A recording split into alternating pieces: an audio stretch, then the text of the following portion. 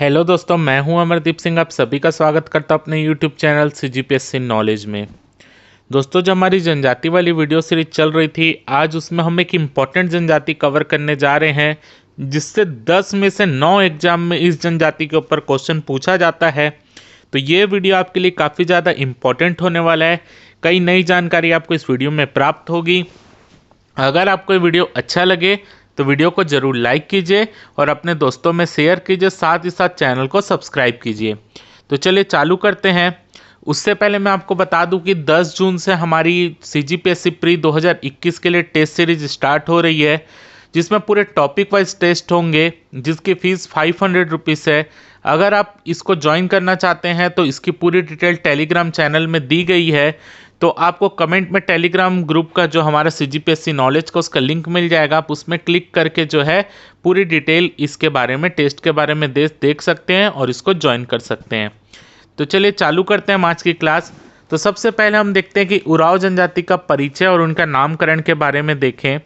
तो उरांव जनजाति जो है मुख्य रूप से छत्तीसगढ़ के उत्तरी भाग में निवास करने वाली एक जनजाति है। अगर हम इनमें देखें कि कौन कौन से जिले में इनका रहन है या निवास है, तो वो कौन कौन से जिले आते हैं: सरगुजा जिला, जसपुर जिला, कोरबा, बिलासपुर, जांजगीर चांपा, रायगढ़ और राजनांदगांव।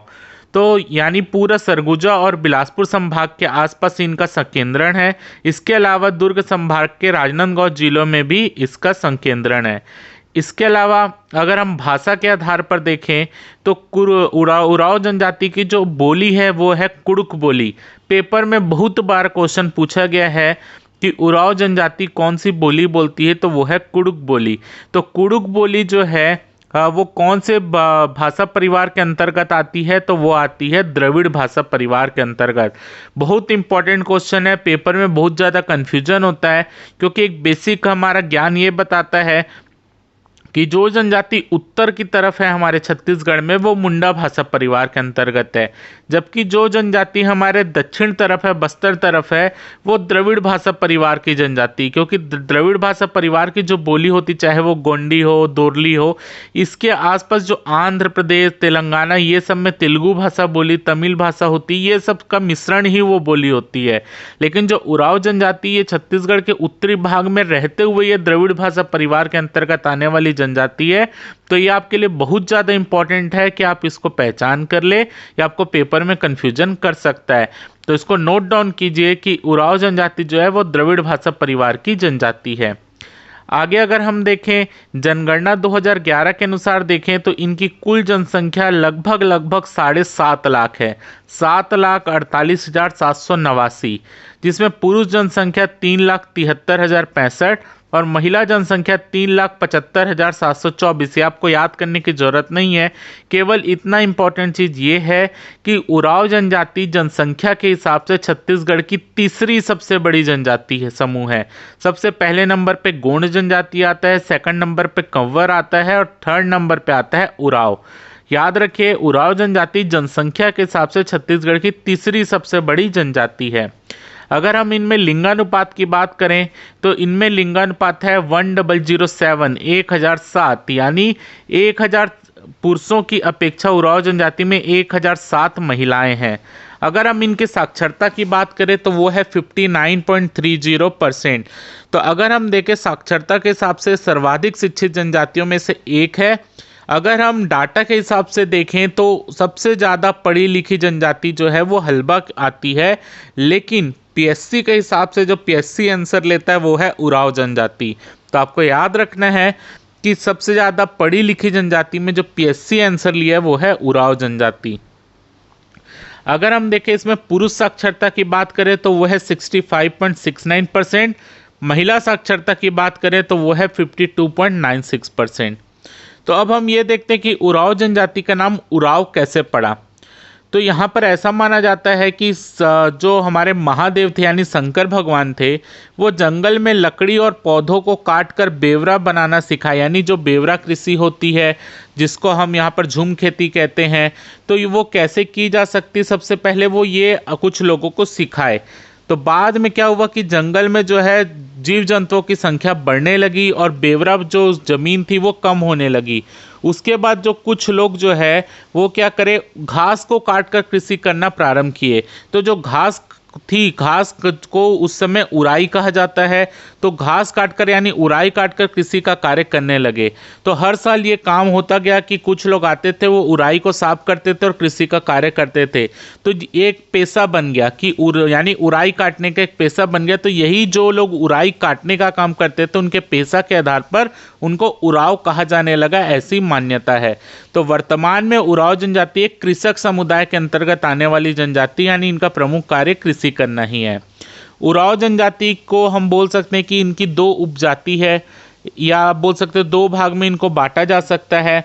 ऐसे उराव लोग जो कि आदिवासी धर्म का पालन करते हैं, ऐसे उराव लोग जो आदिवासी धर्म का पालन करते हैं, उन्हें संसारी उराव कहा जाता है। और कुछ जो बाकी उराव जो आदिवासी धर्म का पालन नहीं करते, वो ईसाई धर्म के अनुयायी हो गए हैं। तो एक हो गया आपका संसारी उराव और एक हो गया ईसाई उराव, जो कि ईसाई धर्म के अनुयायी बन गए हैं। अगर हम इनके सामाजिक संरचना की बात करें तो आपको जैसे कि मैंने बताया, उराव जनजाति कुड़ुक बोली बोलती है, जो इम्पोर्टेंट है। उराव जनजाति मुख्यतः दो वर्गों में बटी है। एक है संसारी, या जो जैसे कि मैंने बताया जो कि आदिवासी धर्म का पालन करें उनको संसारी उराव कहते हैं, या उसको सौंसरिया या सवसरिया उराव भी कहते हैं। और दूसरे उराव हैं ईसाई या मिशन उराव, जो कि ईसाई धर्म का पालन करते हैं। बाकी आपको इसमें कुछ चीज़ें पढ़ने की आवश्यकता नहीं, लेकिन आपको बता दूं सर्वाधिक धर्मांतरण वाली, धर्म परिवर्तन करने वाली जनजाति भी उराव को माना गया है।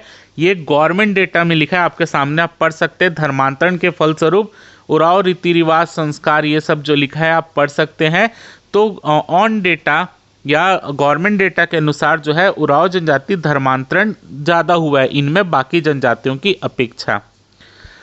अगर हम आगे देखें कि इनके विवाह संस्कार के बारे में, तो इनकी कुछ रस्में होती है, जैसे कि रिश्ता पता करने के लिए, जैसे कि जब लड़का लड़की शादी के योग्य होते हैं तो रिश्ता पता किया जाता है। तो रिश्ता पता करने वाली रस्म को बोला जाता है पेल्लो एरना। पेल्लो एरना रिश्ता पता करने वाली रस्म को बोला जाता है। अगर लड़की वाले लड़के के घर देखने आते हैं, लड़की वाले लड़के का घर देखने आते हैं, तो इस रस्म को इन लोग बोलते हैं एड़पा रेन्ना या घरबरी। एड़पा रेन्ना या घरबरी, जब लड़की वाले लड़के का घर देखने आते हैं। और जब वर और लड़का वाले और लड़की वाले शादी के लिए तैयार हो जाते हैं, यानी दोनों में लड़का लड़की एक दूसरे को पसंद कर लेते हैं और शादी के लिए तैयार हो जाता है और विवाह की तिथि व कार्यक्रम का निर्धारण किया जाता है, तो ये रस्म को बोलते हैं सिंदरी पाही। तो आपको याद रखना है सिंदरी पाही, जब विवाह की तिथि तय की जाती है।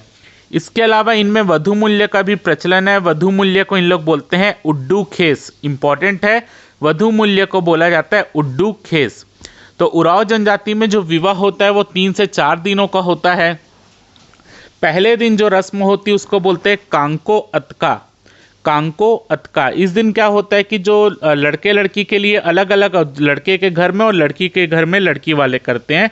तो इसमें क्या होता है कि गांव की जितनी महिलाएं रहती हैं वो सुबह सुबह जंगल जाती है और पत्ता और दातुन लेकर आती है, और शाम को सभी बुजुर्ग महिलाएं बैठकर उस जो पत्ता और दातुन लाते उससे दोना पत्तल बनाते हैं, जिसका उपयोग भोज के दिन किया जाता है। उसके बाद जो है जो बुजुर्ग आए रहते हैं सब अपने घर चले जाते हैं, लेकिन जो लड़के व लड़कियां जो वहाँ पर आए रहते जिनके यहाँ शादी है वहाँ पर, तो युवा वर्ग जो है उस दिन चाहे वो लड़के के घर में हो या लड़की के घर में हो, अलग अलग क्योंकि गांव में रहते हैं, तो उनके घर जो नृत्य किया जाता है पहले दिन वो होता है डमकच नृत्य।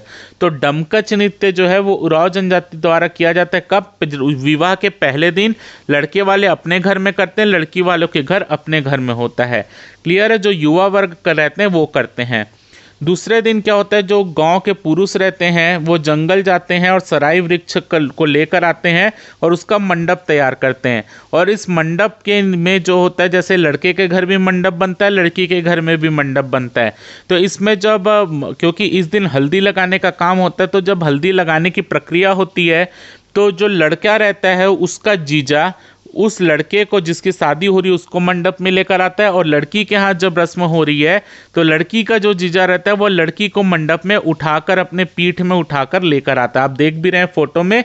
तो ये होता है सेकंड दिन। फिर वो मंडप के नीचे जो है वहाँ पर जो है वो लड़का हो या लड़की, उनको हल्दी लगाई जाती है। इस प्रक्रिया को चढ़ौनी कहा जाता है। अब तीसरे दिन होता है, अब जब लड़के वाले लड़की के यहाँ बारात लेकर जाते हैं तो बारात का स्वागत होता है, जिसे परघनी कहा जाता है। और उसके बाद वहाँ पर जो मंडप बना रहता है तो उसमें लड़के को, जिसका विवाह है, वो लड़की का जो जीजा है उस लड़के को अपनी गोद में लेकर जो है लड़की के पास लेकर जाएगा और मंडप में बैठाएगा।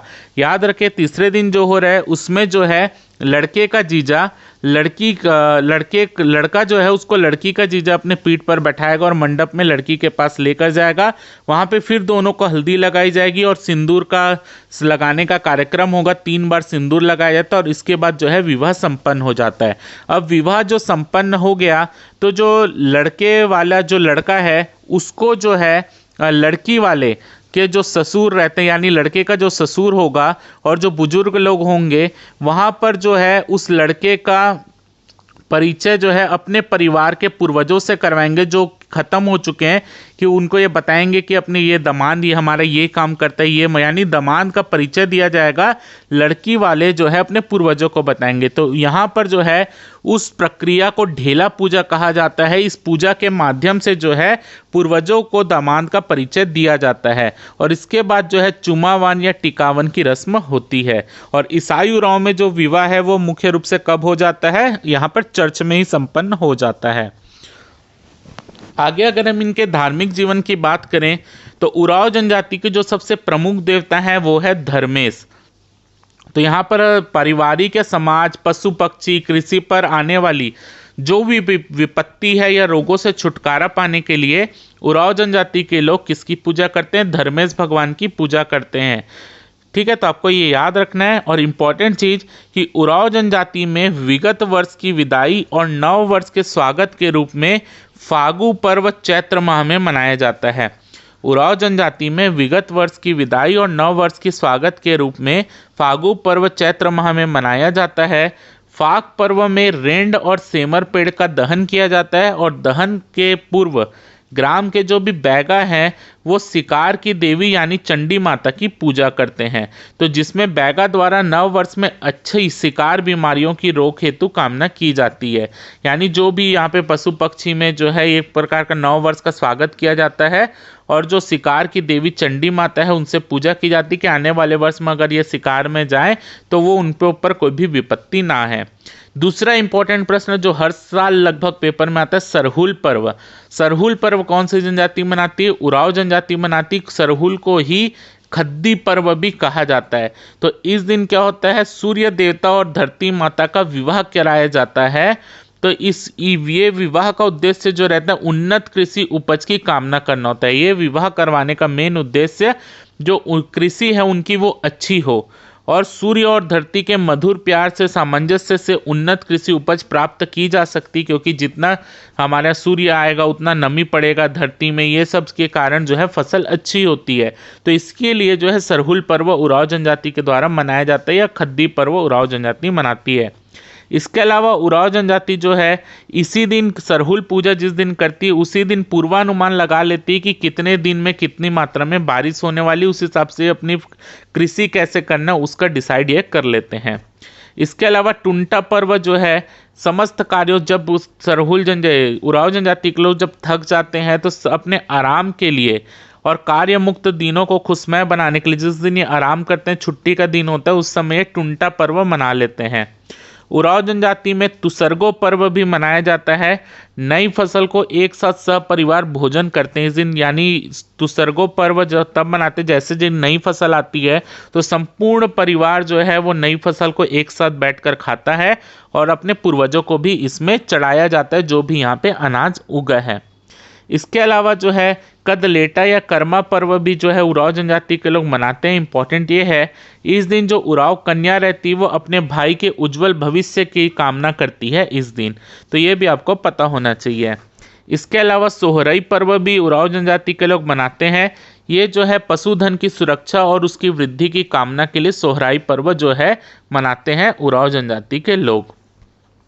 अगर हम इनके वस्त्राभूषण के बारे में देखें कि उराव जनजाति के लोग किस तरीके के वस्त्र पहनते हैं, तो यहाँ के इम्पोर्टेंट नोट करने वाली बात जो है वो एक ही है कि उराव जनजाति में जो पुरुष वस्त्र पहनते हैं, यानी पुरुषों की जो पारंपरिक रूप से पोशाक होती है उसको करैया कहा जाता है। उरांव जनजाति के पुरुषों की पारंपरिक पोशाक को करैया कहा जाता है, और जो महिलाओं के द्वारा पारंपरिक रूप से पोशाक पहनती हैं महिला, उसे पारिया कहते हैं। पारिया एक प्रकार की साड़ी होती है जो उनकी मुख्य रूप से एक पारंपरिक पोशाक होती है। तो पुरुषों के पारंपरिक पोशाक को करैया और महिलाओं के पारंपरिक पोशाक को पारिया कहा जाता है। अगर हम देखें तो उरांव जनजाति का युवा गृह भी होता है, जहाँ पर उनको अपनी संस्कृति के बारे में बताया जाता है। तो उरांव जनजाति के युवा गृह को जो है धुमकुरिया कहा जाता है। इससे भी पेपर में बहुत बार क्वेश्चन आए हैं। तो अगर हम देखें तो इसमें शामिल होने वाले जो सदस्य रहते हैं वो 3 आयु वर्ग में उनको बांट दिया जाता है। ऐसे सदस्य जिनकी आयु 13 वर्ष से कम होती है उन्हें कहा जाता है पूना जोरावर। ये भी जो है धुमकुरिया में ही जाते हैं, लेकिन अगर इनकी आयु 13 वर्ष से कम है तो उनको पूना जोरावर ग्रुप में रखा जाएगा। सेकंड, ऐसे सदस्य जिनकी आयु 13 से 18 वर्ष के मध्य है उन्हें मध्य जूरिया जोरावर या मध्य जूरिया भी कहा जाता है, या मध्य जूरिया जोरावर कहा जाता है, जिनकी आयु 13 से 18 वर्ष के मध्य है। और ऐसे सदस्य जिनकी आयु 18 वर्ष से अधिक होती है, तो अगर वो लड़का है तो उसे धांगर कहा जाता है, और लड़की है तो उसे धांगरीन कहा जाता है। तो याद रखें, लड़कों को धांगर और लड़की को धांगरीन जब उनकी आयु 18 वर्ष से अधिक है। तो जो यहाँ पे लड़कों को प्रशिक्षण देने वाला व्यक्ति होता है पुरुष, उनको कहा जाता है धांगर महतो, यानी लड़कों के हेड को कहा जाता है धांगर महतो और लड़कियों के हेड को कहा जाता है बारकिन धांगरीन। क्लियर है? तो उरांव जनजाति का युवा गृह है धुमकुरिया। 3 आयु वर्ग होता है, 13 वर्ष से कम पूना जोरावर, 13 से 18 मध्य जूरिया जोरावर, और 18 वर्ष से अधिक धांगर महतो। 18 से अधिक लड़के को धांगर, लड़की को धांगरीन, और लड़कों के हेड को कहा जाता है धांगर महतो और लड़की के हेड को कहा जाता है बारकिन धांगरीन। तो ये है हमारा उरांव जनजाति के बारे में पूरा डिटेल, जिसको मैंने आपको समझाने का प्रयास किया। कुछ नई जानकारी आपको ज़रूर मिली होगी। तो उम्मीद करता हूँ कि आपको ये वीडियो अच्छा लगा होगा। अगर आपको वीडियो अच्छा लगे तो वीडियो को ज़रूर लाइक कीजिए, चैनल को सब्सक्राइब कीजिए, ज़्यादा से ज़्यादा शेयर कीजिए। फिलहाल के इस वीडियो में सिर्फ इतना ही। जय भारत, जय छत्तीसगढ़।